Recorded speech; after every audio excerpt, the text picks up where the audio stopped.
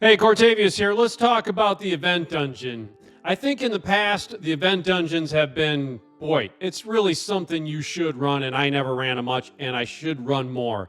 That pinpoint gear was highly valuable. Even a couple accessories just boosted the speed of your champs.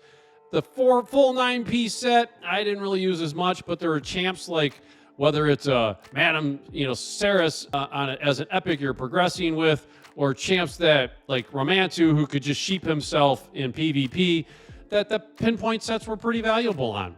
So it had a highly functional set. So the question is, we've got a new event dungeon. Is this set worth farming?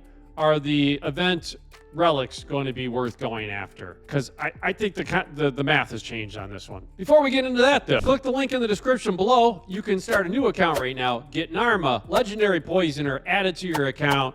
You can get 3 epics, best epic in the game, Uugo, Mausoleum Mage, and Anax. As well as you progress, you just got to do 4 steps. Step 1, log out of Player and Play on the PC and uninstall. Step 2, click the link in the description and register with a brand new email. Step 3, launch raid and complete the tutorial. Step 4, go to your inbox. Narma's sitting there waiting. Get the 3 epic as you progress. Enter the code Demon Slayer. Add Tholan, the nuker, to your account. Log in for 7 days and grab yourself a Ninja Turtle. Pretty crazy start to raid, to be honest. Pretty crazy. All right, so let's get back into the event dungeon. And yeah, these early stages you can just blow through. So I just hit a couple just to get one artifact that I can show you to talk through the set and whether I think it's, worth even adding. Couldn't find the artifacts, so I went to my inbox and there it was. So the Chronophage Set.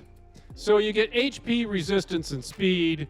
You get 1 immutable stack. At 4 pieces, you get 2 at 6 pieces, and at 9 pieces, you get 3. And each stack blocks a single attempt at increasing the wearer's skill cooldowns. So 9-piece set. The real value here, I think, is you got to get to probably at least 6 pieces. So if you envision that you're in Arena and Warlord or Yumiko or Alice or is it Donatello, Michelangelo, one of the ninjas, they decrease the cooldown of your skills. So you're on a 3-turn cooldown now. You take a turn, and you took a turn, they put your skills on cooldown. So if you can get 2 of those turns back, at least a 6-piece set, I think will help you get your skills back in time. 3 would be nice, but I think 2 is pretty doable. I think a 4-piece, you get 1 back. I mean, there's not many skills that are only on a 2-turn cooldown that getting 1 skill back is even helpful. So I don't think a 4-piece set does much for me. I think I got to get to 6, and I'd love to have 9. The problem with the 6-piece set then is, well, now you can't do a 4+4. You can't do 4 lethal and 4 of this. You can't do 4 savage and 4 of this. You can't do 4 bolster, 4 of this. 4 Stroadskin, 4 of this. So it eliminates the double 4 options on sets. And I don't think it gives you the same benefits that like a merciless set would on a nuke, where you're getting an ignore defense and the ability to get your skills back faster. So Merciless with 6 pieces gives you 2 different benefits. But this set on a 6-piece is just giving you the 1 benefit with some HP, speed, and resistance. And if you're building resistance, so it's giving you 40 resistance. If I'm building a resistance champ, then I don't really need the set, right? I'm trying to resist it. So I feel like I'd rather have accuracy than resistance even. And this game is slowly getting taken over by mythicals. So do you really want mythicals here? I mean, I guess with mythicals, this doesn't really help because they can just change forms anyway. So if I have mythicals I'm using, that aren't on the first form, which most of them aren't, then this set doesn't interest me because I can just flip to the second form. If I can go faster than the enemy, then I don't really care about this probably because I'm going to lock them out or take them out first or control them anyway. So go first teams don't care. Mythicals generally won't care. And there's reset champs. Take somebody like Ancora, who every time she uses an A1 can reset someone's champs. So if I see a reset champ on the enemy, I'm not usually banning that champ in my teams versus banning somebody who's scarier to me, like even Fabian these days, or some crazy mythical they have. So I'm usually letting the reset champ come in. So I wouldn't prioritize this on my damage dealers because I'd rather have damage sets. I'm not putting it on my speed champs because I'd rather be faster. I can't wear supersonic with it because I need 6 pieces. I'm struggling to find where I really like this set and who I want to prioritize it on. So honestly, and once again, the 9-piece sets are just taking over my inventory, and I just can't carry all this stuff. So I got to make decisions somewhere where sets just aren't as valuable to me. This set just doesn't look too exciting. Now for the event dungeon itself, if the boss is going to bring in some of these Ninja Turtles and reset my skills later in those stages, well, then maybe it's a set just to beat this event dungeon. But am I going to build and farm this dungeon just to beat this dungeon when I don't see it being used somewhere else? No, I just skipped the whole thing. So, I mean, honestly, I'm not too excited about farming this dungeon. I feel like, all right, if I need it for Dungeon Divers 2 in the Fusion when there's not much else going on, maybe I come in here and I play with it for a little bit. But I don't see holding more artifacts and more accessories when there's not enough space in the accessories for all the 9-piece sets out there. That for me to carry 10 pieces, 9 pieces, 5 pieces per faction, that's 16 factions times 50 pieces, 5 pieces each. That could be another 90 spots in your accessories just for this set per faction. Yeah, there's no way I value the accessory space on this over the others. So they've got to fix accessory space. Make it by alliance instead of by faction. And I dropped from 1,700 pieces that I'd need if I just kept one of each down to 700. So if they solve the accessory space problem, then I might be more interested in sets. But for now, I got to choose what I get into. So that's the accessories. The other thing is the relics. So the question is whether the relics are worth farming or not. So, because then you might be more tempted to get stuff done during this event and get pieces. So the dungeon itself, less exciting. Am I interested in running all the things that I could run when they run tournaments and events to get relic materials to fuse the relics themselves? So when attacked, wear has a 10% chance of increasing their defense by 10% until the end of their next turn. Occurs once per skill. So, okay, it makes defense champs more, defensible, but you're talking a 10, 20, 25% chance. I don't know if that's additive or multiplicative. So if that's a 25, 35% chance of increasing their defense by 10% until the end of their next turn. So I get attacked. I have to survive that attack. Then I get 10% more defense until I take my next turn. I don't know. I mean, what are you going to take off your champ to put this on? If you've got other relics more exciting, I just don't see that this becomes the best in class that I'm going to put on any one of my champs. So I think that rare is not too exciting. The next rare, Thunderous Circlet, wear has a 20% chance, which buffs up to 10, 20... 30. So a 50% chance. You got a 50% chance of placing a continuous heal buff on themselves for one turn after losing 25% or more of your HP. So you would have taken a big hit, and you've got a 50% chance to put a continuous heal on yourself? Are you serious? A continuous heal. How's that not a 100% chance when it's out of the relic? That's a rare relic? I mean, that's trash. So the next one's an epic, St. Xavier's Tribute, where it has a 15% chance of placing a veil buff on themselves for one turn at the end of their turn. So another 10, 20, 25. So a 40% chance of putting a veil for one turn, and increases by 5% for each HP lost. So 40%, and it's only 5% for each 15% HP. So if you lose more than 5 of those, you're in real trouble. And that's a 25% chance. So you got to be dead before you have a good chance of getting really good chance of putting a veil. And it's not a perfect veil, and it's one turn. That's epic. I mean, you can put an epic rel on you that heals you when you're getting hit each time you're hit if you're below 50%, right? So the Pinion relic, right? There's just other relics I'd rather have again. Not compelling to me. So the next one, whereas Terminator increases by 10%, at least this wasn't a chance. Whenever an ally receives one of the CCs, occurs once per turn, and you can get to 4, 8, 10. So a 20% Terminator increase whenever an ally receives a debuff. Now, it's once per turn, so if all of your allies get stunned, you're not getting 4 times the effect or 3 times the effect, depending on the content you're in. You're only getting 1. So It's a nice turn meter boost. It's okay, but not that exciting either to me. So now we're up to legendaries. And the wearer has a 30, which is 10, 20, 30. And I'm not even counting the levels 5 and 6, because those materials are impossible to get in this game to take a relic up to levels 5 and 6. So let's ignore those when we look at these legendary and mythical relics. I got a 30% then chance plus 30. So I got a 60% chance of activating an instant turn after returning from sheep. Okay.